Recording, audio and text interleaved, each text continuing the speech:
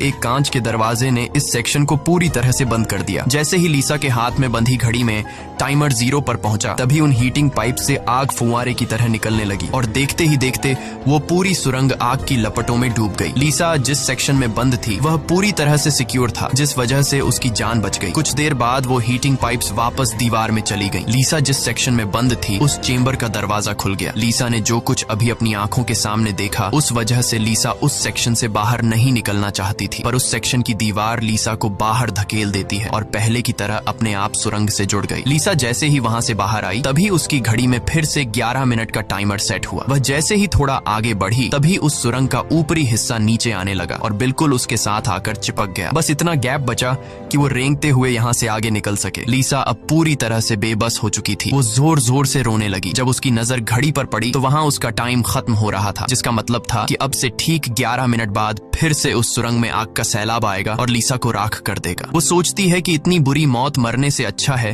कि क्यों ना एक बार फिर से वो यहाँ से निकलने की कोशिश करे। इसीलिए वो फिर से हिम्मत करके अपनी जान बचाने के लिए पीठ के बल अपने हाथों के सहारे रेंगते हुए आगे बढ़ने लगी। थोड़ी दूर ऐसे ही रेंगते हुए जाने के बाद वो सुरंग खत्म हो गई और आगे पानी का एक टैंक आ गया। लीसा बहुत ज्यादा थक गई थी और प्यास ने उसका बुरा हाल कर दिया था। वो इसी तरह लेटे हुए हाथों की मदद से पानी पीकर अपनी प्यास बुझा लेती है। जब उसने अपनी घड़ी की तरफ देखा तो अब सिर्फ 8 मिनट रह गए थे। अब पानी के अलावा उसे कोई और दूसरा रास्ता नहीं दिखा, इसलिए वो एक लंबा सांस लेते हुए पानी में ही उतर गई। पानी में उतरने के बाद टैंक काफी बड़ा था। उसे अब समझ नहीं आ रहा था कि किस तरफ जाना है। वो यहाँ वहाँ पानी में निकलने का रास्ता ढूंढने लगी, मगर उसे कोई भी निकलने का रास्ता नहीं मिला। दूसरी तरफ जहाँ से वो इस टैंक में उतरी थी वह रास्ता भी बंद हो चुका था। अब उसकी सांस भी खत्म होने लगी थी। तभी टैंक में से ऊपर की तरफ एक दरवाजा खुल गया। लीसा जल्दी से उस दरवाजे से होते हुए ऊपर निकल आई। बाहर निकलते ही उसने जोर जोर से सांसें ली और आगे का रास्ता तय करने लगी। लेकिन लीसा बहुत ज्यादा थक चुकी थी। आगे बढ़ना